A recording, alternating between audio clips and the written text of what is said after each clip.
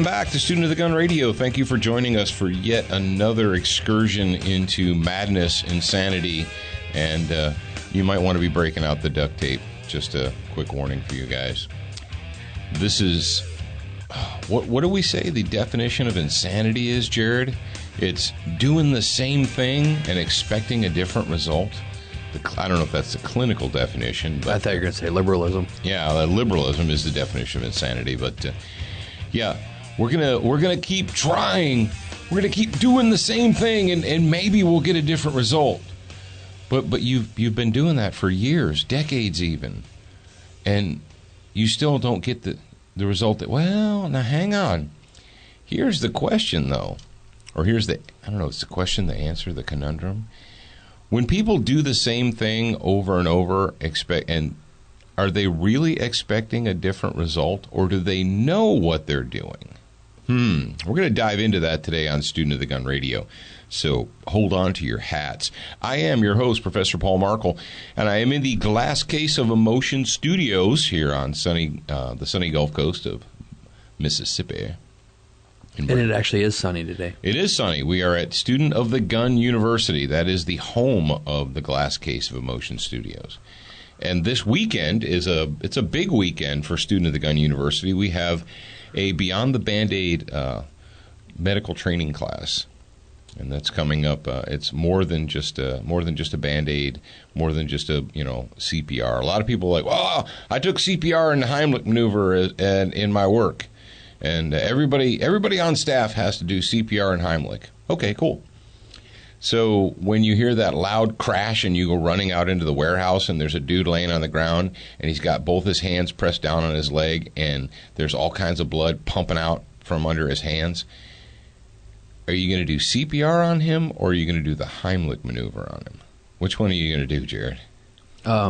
Neither. You're gonna run up to the front office and you're gonna dial 911. There's that aluminum box on the wall, and that has a red cross on it. I'll bet you any amount of money that people don't even think about that. The first thing they're going to do is run to their bathroom and grab some paper towels, because that's where they go every day. They don't have to worry about opening a metal box that they never ever see anymore because they don't. It's just there. Yeah. Well, that's where you get aspirin when you have a hangover. Is from the first aid box. Yeah. Or what was in the other one?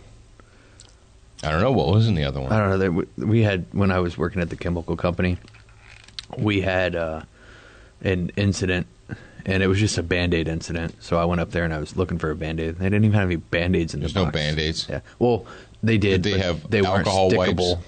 Wipes? Yeah, they had alcohol wipes. And then they had giant pads of gauze. They had 2x2s. And well, why are we talking about that? Well, because you're going to want to do something. If you encounter a crash, an industrial accident, an accident in your house, in your backyard, it doesn't matter. You're going to want to do something. Okay, great. I want to do something. The big question is, will you be able to do something? Will you have the ability to make a difference? And will you have the material that you need?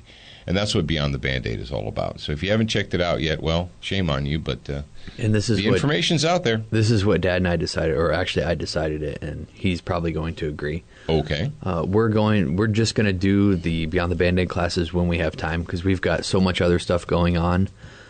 We don't know when we're going to be able to do the classes, and when we do open them up, they'll only be available to 10 people, because that's pretty much a full Beyond the Band-Aid class. Yeah, it's a lot of intensive, hands-on, a lot of practical work. If you get more than 10 people, I don't really think that you'd be able to give each person the attention that they need.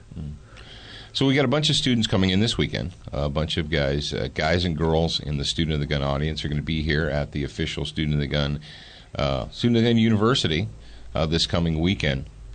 We'll give you some after action next week.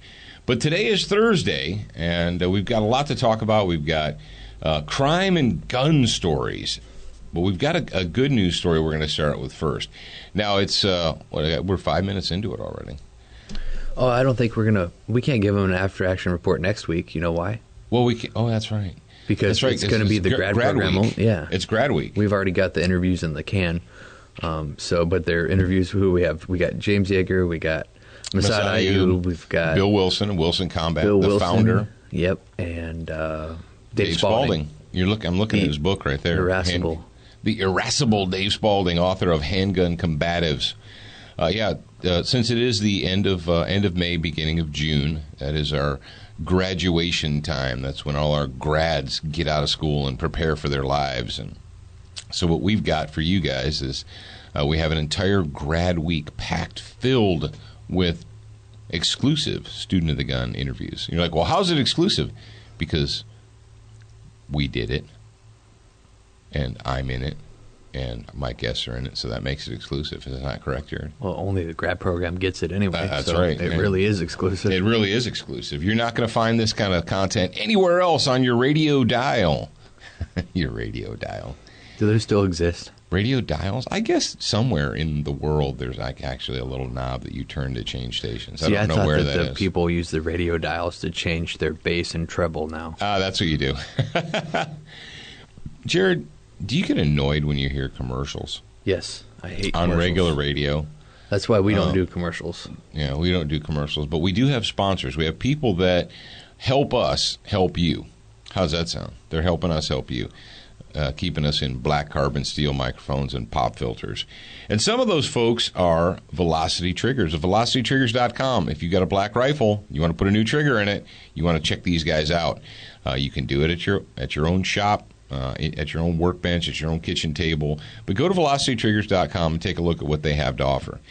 Brownells, if you've got a gun, even if you don't have a gun, Brownells.com has something for you. If you're an American patriot, how about that? If you're an American patriot, there's something on the Brownells website for you, in the Brownells catalog. If you really, really want a paper catalog, I guess they'll send you one. And Frog Lube, it just works. It's green, it's minty, it's non-petroleum based, and it makes your guns run really well, and it keeps them from rusting too. So what else do you need? I don't know what else to tell you. FrogLube.com. Check those guys out. And any of our sponsors, if you have contact with them, make sure that you let them know that you heard about them via Student of the Gun. All right, Jared, we got good news. We're going to start out some good news first, and then we're going to go into the annoying stuff. But I wanted to deal with this story first.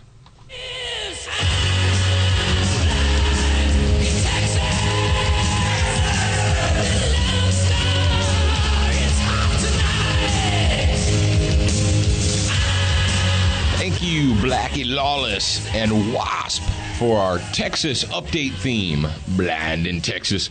And this story comes to us from guns.com, and the dateline is, it's 3/23/15. I don't know how we missed this previously, but I saw it says bill announcing $10,000 fines for no gun signs passes Texas State Senate. I'm like, what? A proposal that won approval of the Texas Senate last week could leave concealed carry permit holders in the Lone Star State with fewer gun-free zones under the threat of heavy fines. Now I have your interest, don't I?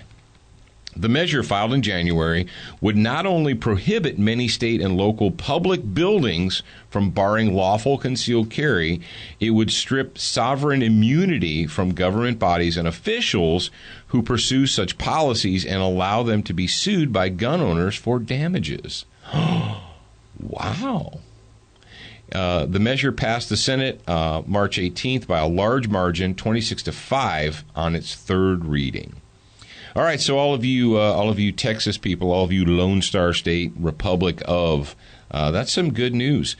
And we know that we've got some ninnies and dipsticks that are in the Republic of Texas that are trying to block a lot of these amendments, but we thought we would share that with you.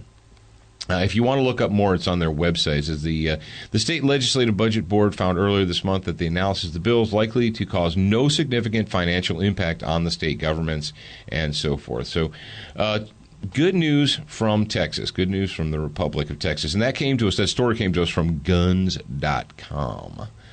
Guns.com. And we'd like to thank guns.com for, well, we use their stories a lot, don't we, Jared? Yeah, we do. Yeah, we do. Guns.com. They've got it.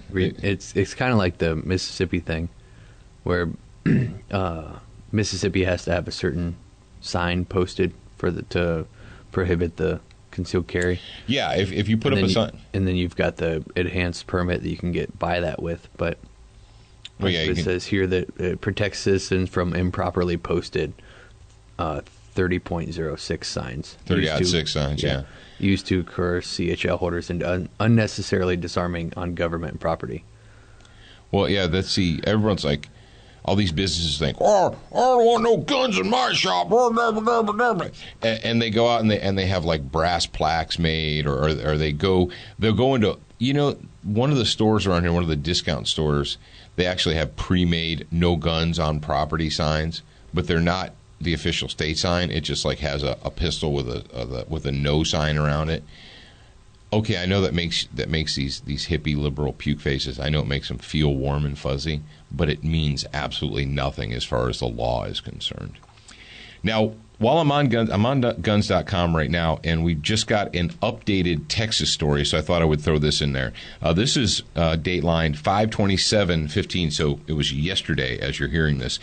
Texas campus carry bill slides through just under the deadline. You mean despite the sandwich makers going up and lying and reading from their scripts, it actually happened? House Republicans snatched victory from the jaws of defeat for a measure that would bring lawful concealed carry to college and university campuses in the Lone Star State. In a vote just minutes before the midnight session deadline, lawmakers at the Texas State House agreed 101 to 47 vote to pass a Senate bill to allow campus carry. Originally introduced with the blessing of Lieutenant Governor Dan Patrick in January, the measure passed the state Senate by 20 to 11, Republican-led vote in March. House Democrats, citing safety concerns, attempted to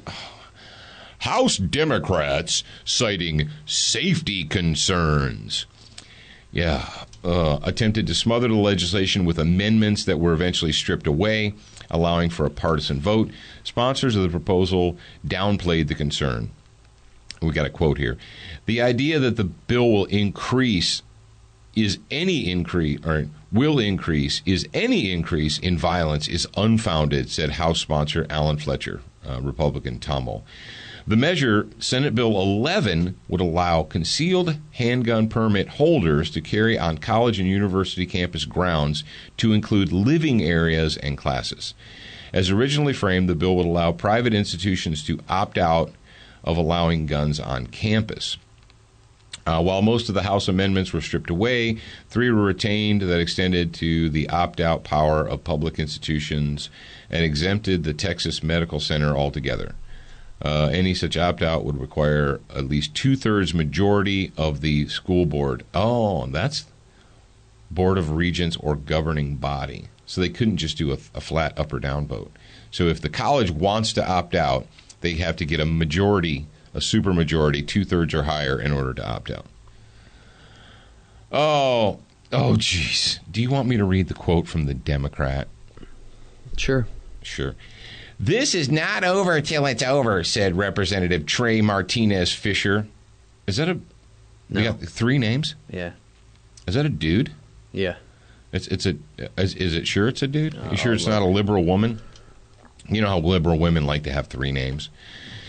It's not over till it's over, said Representative Trey Martinez Fisher, Democrat, San Antonio, who is leading the fight to derail the legislation. This notion that we could take an entire day and fight campus carry until 11:40 at night, it's significant accomplishment. To know that there are negotiated changes. Shut up, you whiny puke-faced scumbag. I'm all done listening to these puke faces. Folks, I don't know what to tell you.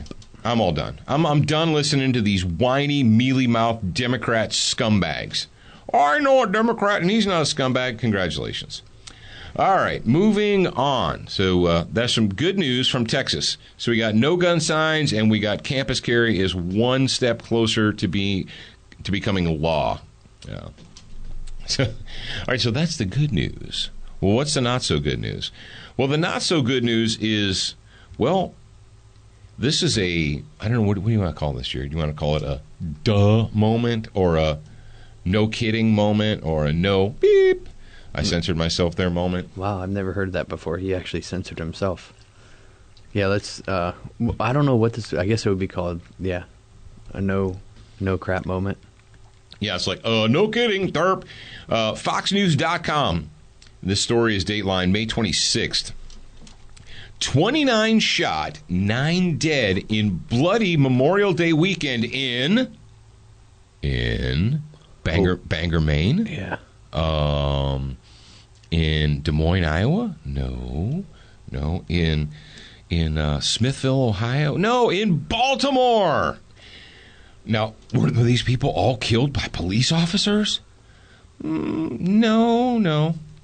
The city of Baltimore saw a bloody Memorial Day weekend with a total of 29 people being shot, including 9 who died, as the city scrambles to deal with the deadliest month since 1999. Aww. They must be partying like it's 1999. That's right. The Baltimore Sun reported that one of those injured was a 9-year-old in West Baltimore who was shot in the leg Monday night. Another man suffered a bullet graze to the head, police told the paper. 2 victims in separate shootings suffered fatal gunshot wounds that pushed the number of homicides to 35 for May. A total of 108 have been killed in the city this year. Well, it's because the police are all racist. That's obviously why. That was like a third of in 1 month. A third of the total homicides in 1 month out of 5. Oh, here we go. Here, we got a quote from a city councilman who should probably be strung up, but whatever. The shootings and killings are all over the city. I don't think any part of the city is immune to this, William Pete Welsh, a city councilman, told The Sun. I've never seen anything like this. Duh. Here's what we're going to do. We're going to hamstring the police. We're going to go out. We're going to have the city officials like the mayor and the prosecutor. We're going to have them. And, don't forget about Elijah Cummings. We're going to have Elijah Cummings get on and talk about the police is all racist. Even the black police. Did you know that, Jared? The 3 black officers who are under indictment now in Baltimore, well, they're not black enough. Apparently, they're only blackish. Or they're white black people or something insane, some kind of insane liberal crap.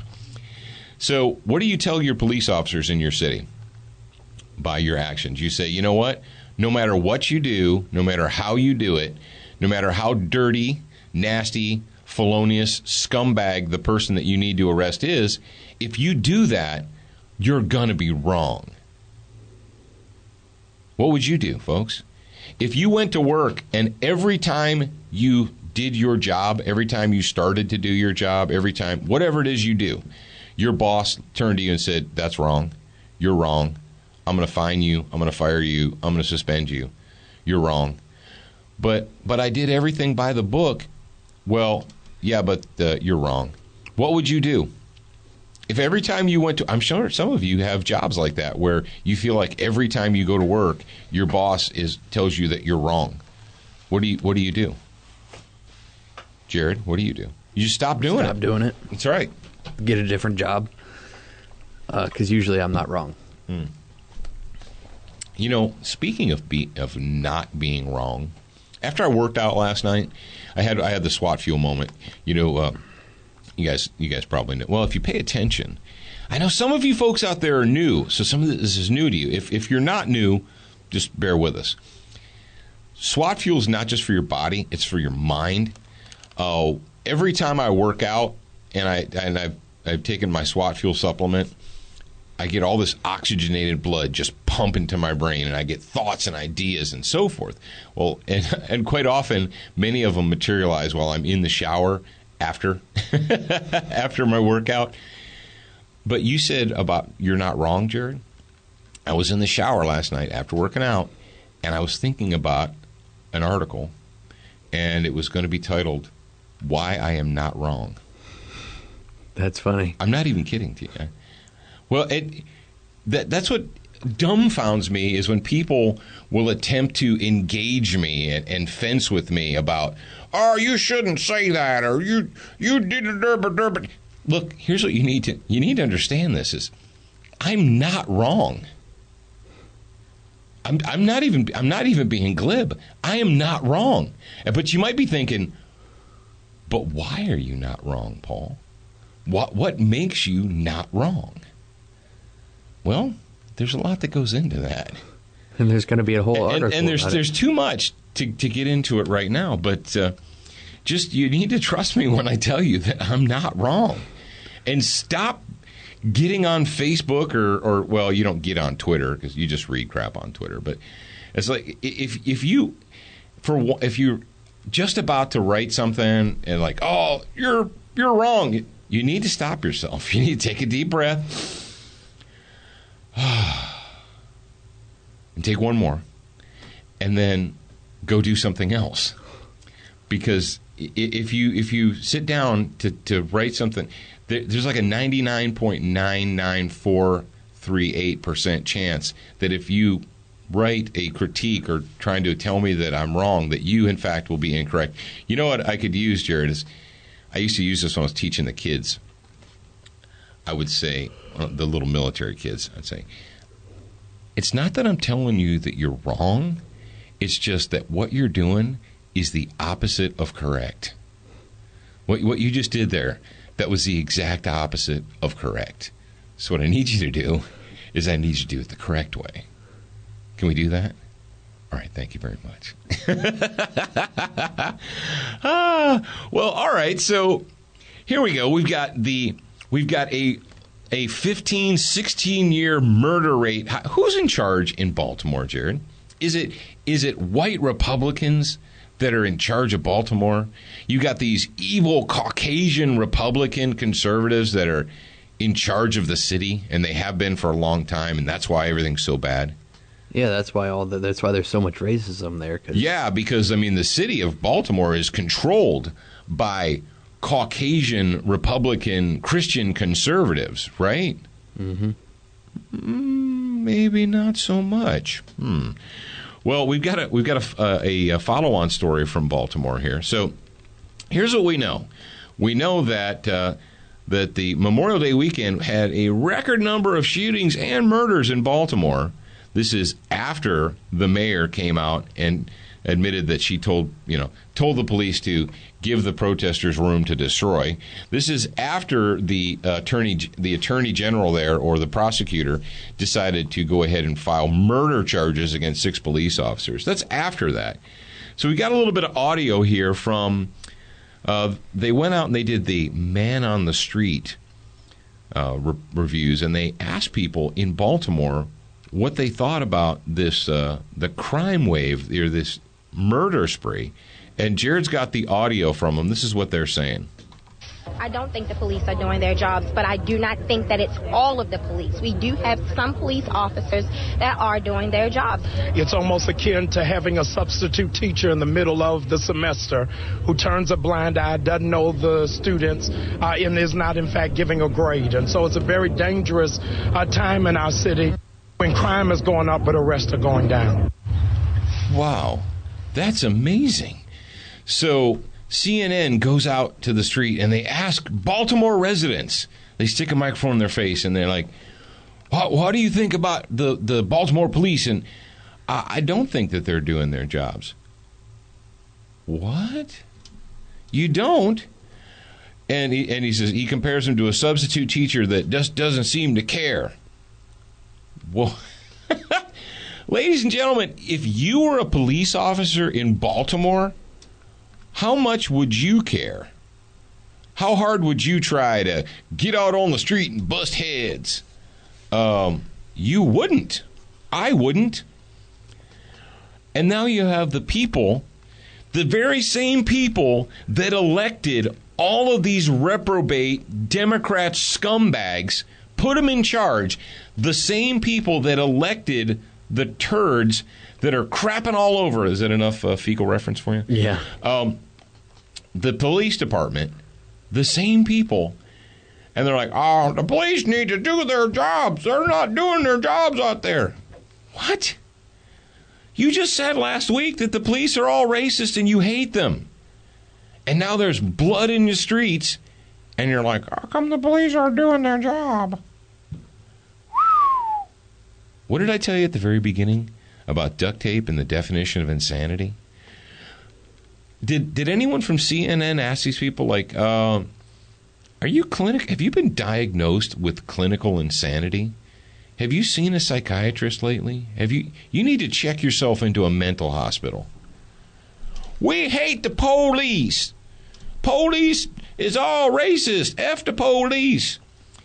So the police are like, okay, that's cool. I'm going to go park over here and have some coffee and call me if anything comes up. And so the criminal element of Baltimore, which apparently is a large percentage of the population, just goes on a murder spree, and they're like, the police aren't doing their jobs. What? When they do their job, what? So they get chastised. So if you're a police officer, if it doesn't, and in Baltimore it doesn't matter. Every cop in Baltimore is blue. Not black, not white, not Latino, not whatever. They're all blue. And what do we know based upon the evidence that we have? If you're a cop in Baltimore, it doesn't matter what your skin color is. You're blue. And if somebody in your custody dies, we're going to string you up. We're going to go ahead with basically no evidence. The investigation's not even completed, but that's okay. We're going to charge you with murder. With murder? Like premeditated murder? Yeah. Because we want to placate all of the Democrat tax slaves and the leeches, the societal leeches. They all need to be placated. Right. Whew. I don't even know what to tell you, folks. So that's Baltimore. So Baltimore has a record killing spree over the weekend, and the residents are angry because the police aren't doing their jobs. Jared, talk to the folks for a second about our lovely sponsors while I take a drink. Our lovely sponsors. We do have a bunch of lovely sponsors. And I just got a new crossbreed holster for my TP9 SA. My SA. Yeah, it's actually an outside the waistband. I need to get one. You have one for inside? Yeah, I do. Does it work well for you? Yep, it does. Yeah, cool. So I need to get one of those. You know how everybody knows that? Because I took a picture of it and I put it in an article called Carrying a Full-Size Gun. Yeah, but I couldn't remember if it was inside or outside. No, it's out. It's the Super Tuck.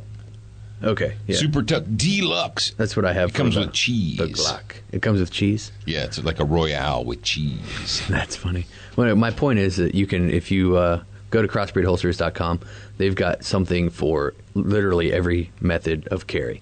They have ankle holsters. They have purse defenders. They have bike stuff. They have... You can mount a gun on anything you can think of. Yeah. You can mount a gun to that. And that's a good thing. Yeah. It's like Martha Stewart says. No. I'm bleeping that out. I'm bleeping that name out. It's a good thing. Wait, is Martha Stewart the one that got... Martha Stewart's not a bad person. Is she the one that got chastised for saying, like, I don't remember what she said. No, that was... You're thinking of the white-haired lady. Paula Deen. Yeah, that's it. Not the same person. Boy, you're racist. You think that all old white women that cook are the same woman. Whatever. You know, racist. They all make good pies. Speaking of the TP9 SA, we got that's from Century Arms, and obviously they are a sponsor of Student of the Gun Radio. We just welcomed them on. They also sponsor the Student of the Gun mobile app. And if you don't have that yet, you're wrong. Fix yourself. You can go to the Google Play Store or iTunes, download Student of the Gun. And what do we have on there? We've got free report. We got the one box workout on there. Yeah, the one box workout radio show is worth the price. Yeah. It's worth taking the time to put it on your phone. It's worth the price of admission. Yeah, worth the price of admission. To that. What else we got? We got our Instagram feed on there. You can look at all those photos. You can direct stream the radio. Yeah, the radio. We got the homeroom segments. We got the TV show. The ones that are on YouTube go to the app as well. So you can link it to your social media. If you're a Facebooker or a Twitter person, you can link it directly to that. Yep. All that new stuff. You can communicate with your fellow students of the gun. That's right. You can communicate with other people. So. Not very many people use it for that. They use it to communicate with us. Mm-hmm. But you guys can talk to each other on there too. You're allowed. We'll let you. Yeah. So Century Arms sponsors not only the radio show but the mobile app. Download the mobile app. Put it on your device. It's free. Just do it. If you go to studentgunradio.com, you can click on the little whichever one goes with your device, the Apple Store or the Android, Google Play Store. Android. And who else? We got SWAT Fuel. I actually need to take some 9mm plus P. I actually did. Did you? Right before we sat down. Oh, yeah. Because we got a lot of work to do today. We got a lot of preparation work to get done before we have our big weekend. Yeah. We got the studio or the classroom to set up and all that jazz. We got to get everything else cleaned up out there and the cage put together so it's not in the lobby. We have a cage. You're like, you have a cage? Yeah, we have a cage. We keep the animals in it. Well, you guys, if you're listeners, you know that we have Fight University, Fight You here at Student of the Gun University, and it's a big 2,000 square foot fighting gym with bags and mats and pads and all that stuff, and very very soon an official MMA style fighting cage, which it's disassembled in giant pieces and it needs to be assembled and put into Fight You. So the last one, SWAT Fuel. If you guys go to SWAT Fuel store, you want to make a purchase, 9mm plus P, the 40 cal multivitamins, and even if you don't need the plus P, the red ones, just the straight 9mm is good for a fat burner. If you're looking for a little bit of extra oomph, and let's face it, a lot of us, we get to that point where we look at ourselves, or we see a picture of ourselves, we're like, oh, am I that fat? And you're like, I need to drop some weight. And so you start working out and you do your thing, and then you're 2 weeks into it and you're stuck. You're like at a plateau and you get frustrated, you get angry. You're like, why am I doing all this work? Why am I changing if I'm not losing any weight? Okay, cool. You need a little bit of extra to help you get over that hump. That's really where the 9mm will come in. So go to SWATfuel.com, check them out, and when you go to make your purchase, be sure that you use SOTG 2015. That is your promo code, and you're going to save 10% if you are a normal listener. And if you're a grad program member, well, you get a special bonus. But if you're listening to me right now, you may or may not be. Yeah, and if you listen to us on Friday, you'll definitely get that code. Absolutely, which is tomorrow. But before we do that, we have to talk about... Friday is tomorrow. We haven't talked about Little Rami in a while. Little Rami and his buddy Gary the Enforcer.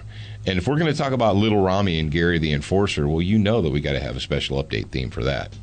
I like to teach you all the rules. I get to see them set in stone. I like it when you chain me to the bed, but then your secrets never show.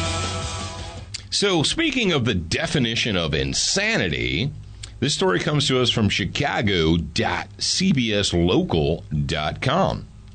Dateline, May 26, 2015. After violent weekend. You mean there was a violent weekend in Chicago? How can that possibly be? After violent weekend, Emmanuel says stronger gun laws are needed. And you might be thinking, hang on. You just tapped your iPhone and you shook it a little bit. You're like, did he just say that the mayor of Chicago, Illinois, like the leading slave state, I don't know. Well, Jared, would you say it's fair that they're the leading slave state? I guess they're kind of like they got this competition between Chicago and New York City and, pretty much the entire state of New Jersey of who is the largest slave state, who can oppress their people the most. But let's just say that Cook County, Chicago, Illinois, the top 5 in oppressive slave states. So Mayor Rahm Emanuel says he's been in touch with the families of the dozen people killed by gunfire this weekend, including a 4-year-old girl. So did the guns, gunfire? Like they're like these random guns that are. It's kind of like the Terminator, only they're just shaped like guns and they're floating around. Maybe it's like X-Men: Days of Future Past. Maybe they have like Sentinels.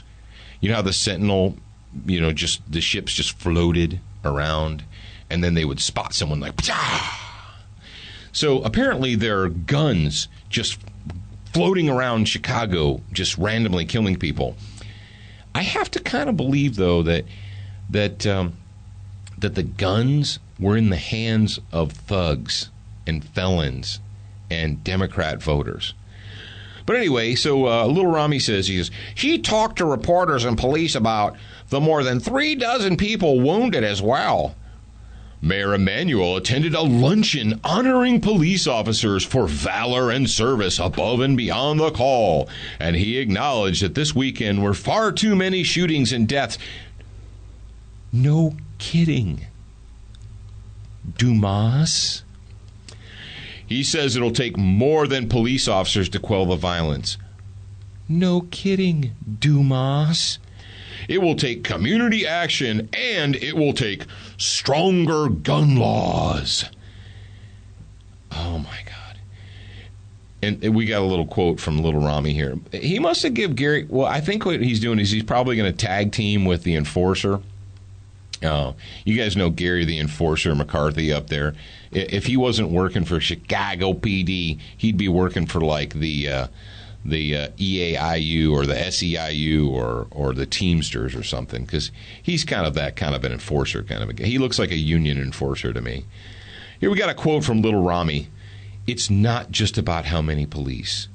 It's about the quantity of guns that are on the streets. There you go. Did you guys know that if you go to Chicago or you're walking around, what I want you to do is I want you to look down, and you'll see guns on the street.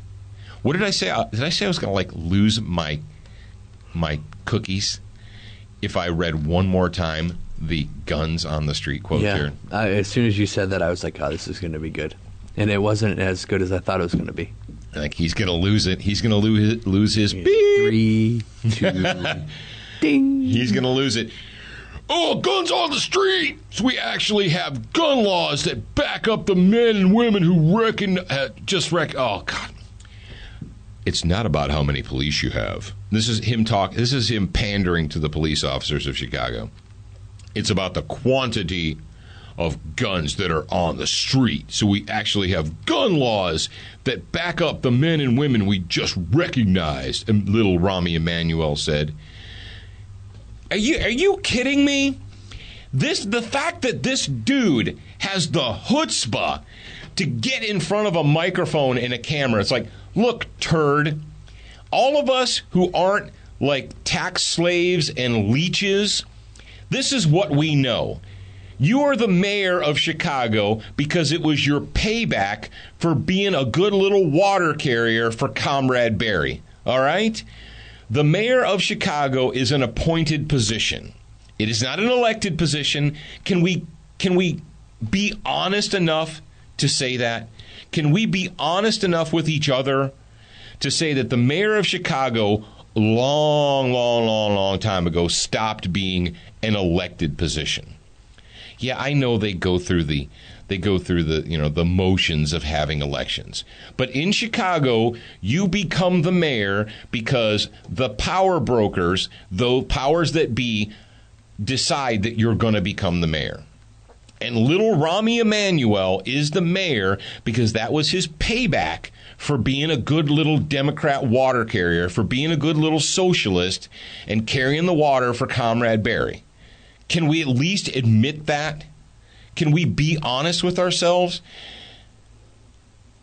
And this guy has he has the nuts to get in front of a microphone and say that there aren't enough gun laws in Chicago, Illinois, where you have to say, Mother may I, where you have to get a special card, a special permission slip from the government that allows you to purchase ammunition.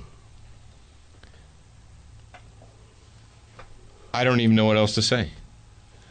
It just, you know what this is? They're playing a little game called Just How Stupid Are the Peasants? Apparently, in Illinois, they're just that stupid. And if you're listening to me in Illinois, do not write me a letter and tell me, well, you don't understand, I'm fighting the good fight. No, you're not. You're not fighting hard enough. Oh, I'm fighting every day. No, you're not. Well, how do you know that? Because this crap keeps happening. Because Little Rami Emanuel and his crony thugs can get up in front of microphones unchecked, unchallenged, and call for more gun laws because apparently they're not worried about of course they're not worried about the thugs, the felons, the recidivist criminals, because they're all Democrat voters. Folks, get a grip.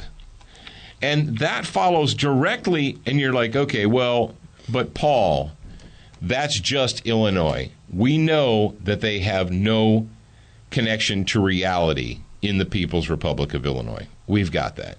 And you're thinking, I don't live in Illinois, so I don't care. But you should care. The latest story we have here from Breitbart.com, White House. I love how that building in Washington, D.C. is always saying stuff. You know that, Jared? Did you know that is apparently the only building in the United States of America that can speak to the press? White House suggests more gun control to address surge of shootings in Chicago, Baltimore, and New York City. Hey, folks, quick quiz. Who is in charge of Chicago, Baltimore, and New York City? Is it evil white Christian conservatives that are in charge of those cities? That would be a no. I got another quiz. Do these does Chicago, Baltimore, and New York City, do they have constitutional carry, or do they already have gun control? You mean every one of those places where you have to say "Mother, may I?" and get permission slip?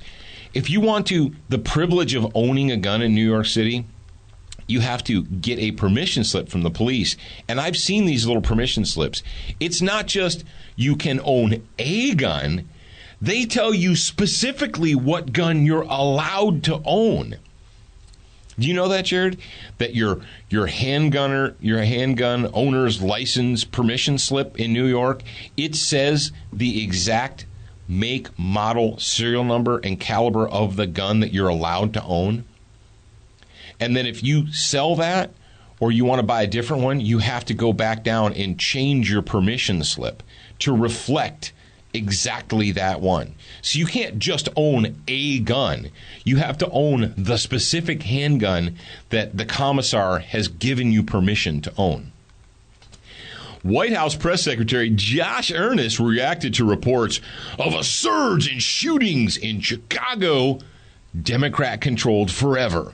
Baltimore, Democrat-controlled forever. New York City, a full-blown communist is in charge of New York City now after taking over from a socialist, I guess a national socialist, fascist in Nanny Bloomberg. By calling for Congress, this is what, all right, can a press secretary affect anything? They're just talking heads. They're DARPA, DARPA, DARPA. So here's the deal. White House Press Secretary Josh Earnest was handed a script. He was given a script by the administration and told to walk out and stand in front of the cameras and read this script, calling for Congress to pass more gun control. More than 50 people were shot in Chicago, some 24 were shot in Baltimore, and more than 20 were shot in New York City over a 3-day Memorial Day weekend. And here we go. We got a genius quote from our little boy, Josh Earnest here. Obviously, there's some common sense things we can do. Certainly, passage of some gun safety laws in Congress that could keep guns out of the hands of criminals would be one thing that we could try to do to limit violence. Do you know violence is a human behavior? Hey, Josh, you freaking moron. What has Josh Earnest been promised to be a good little water carrier for the socialists in D.C.? You think he's got a promise, Jared? They promised him something? Probably. Oh, sweet. Some more taxpayer money in his pocket or something. Oh, yeah. Earnest added that there's more government can do to help poverty. I'm going to lose my cookies. Yep. I'm going to lose it. I'm so close to losing it. We're almost to the end. We got like 20 more seconds. All right, Josh said, there's no simple answer to address this, but this is a challenge the president is willing to confront. And, Josh, both you and Comrade Barry are cordially invited to venture forth and fornicate thyself. And with that, we're going to go ahead and put the cork in this one. Now, tomorrow on the Grad Program Hour, we're going to talk about Activist women are a threat to liberty, and I'm going to explain exactly to you how and why, and historically, how activist women are a direct threat to your liberty and the freedom of this nation. So make sure you're with us tomorrow. If you don't, you're going to regret it. All right, kids, have a great weekend. Hope to talk to you soon. Bye.